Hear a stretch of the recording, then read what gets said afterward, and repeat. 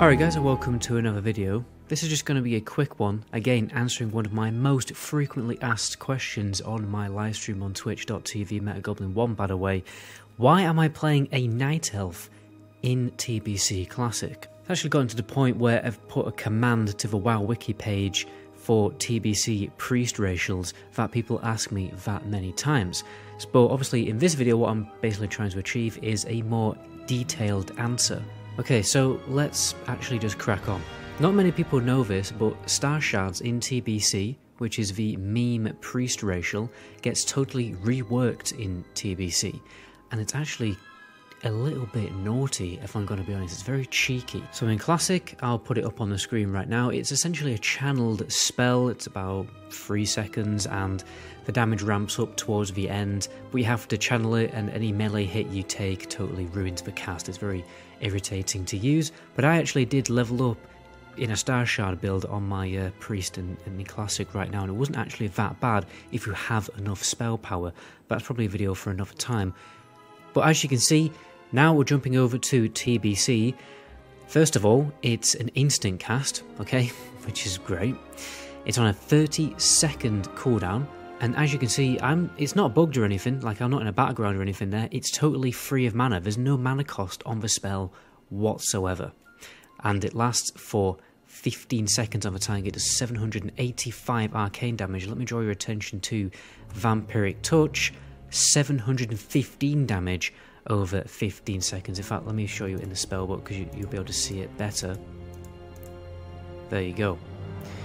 And obviously Vampiric Touch will probably do a little more damage than the Star Shards because it does scale off your, shadow damage increasing talent and also the shadow spell power items that you're inevitably going to have equipped as a Shadow Priest, but nonetheless, the damage is quite unexpected. And another thing that's cool is that we can snapshot the Star Shard damage with particular proc effects and trinket items. So, for instance, like maybe Star Shards comes off cooldown, but then you get some kind of proc from a trinket or your spell strike set. You can time it with that increased spell power buff to get a little bit more damage out of it, because even if that spell power buff falls off, Star Shards will continue to benefit from that increased damage for its entire 15-second duration. Now, I'm going to do a quick test. I've got Target Dummy here on the TBC Classic Beta. I'm going to DPS for Target until I totally run out of mana and show you how much extra damage Star Shards is increasing to my overall raid DPS essentially. So, cue the royalty-free YouTube audio library music.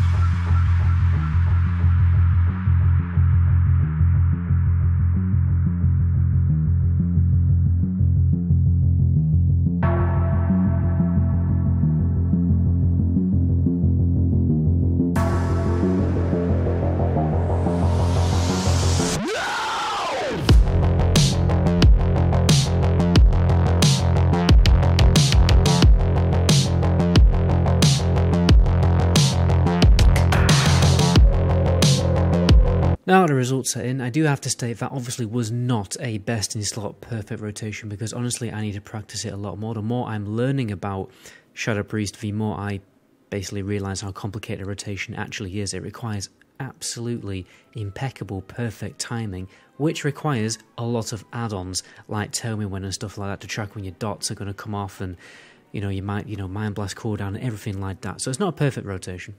Getting all my excuses out early. But anyway, let's take a little look at Star Shards. So, if we bring up details here, the amount of damage that Star Shards has done in that entire fight was 4.4k damage, and it's increasing my DPS on average by 51. And 51 DPS might seem a little bit underwhelming, but when you think about it, this is just a tiny little racial, right, that you can have as a priest. It costs absolutely no mana, so it's, may as well just pop it because there's no downside to really popping it.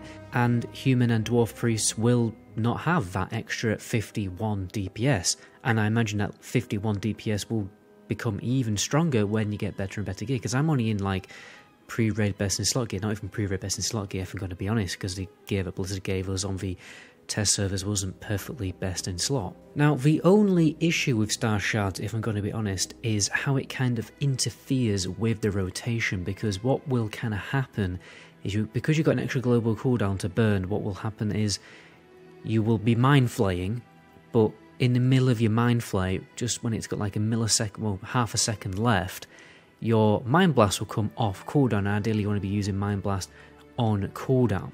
So that's the only issue where I can see it, you know, interfering with DPS potentially. However, I think, you know, when I have loads of add-ons, when TBC Classic does launch, I can track everything much better, and I will be able to squeeze it in to the rotation much easier. Another thing to bear in mind is there will be certain fights in TBC which are just incredibly long fights, and you will have very limited mana for that fight. For instance, the last boss of Karazhan, Prince Malazar, you normally change your rotation on that boss. So for instance, an Elemental Shaman doesn't use Chain Lightning on that boss because it will just burn all the way through their mana, and yeah, they'll do great DPS in the opener, but in the long term they will run out of mana and then start doing crap DPS. And the same goes for a Shadow Priest. Normally on that boss you kind of leave Mind Blast out of the rotation. You normally use, basically fill her in with Mind Flay and just Mind Flay to conserve a mana, and you really only Mind Blast if you really can afford to do so.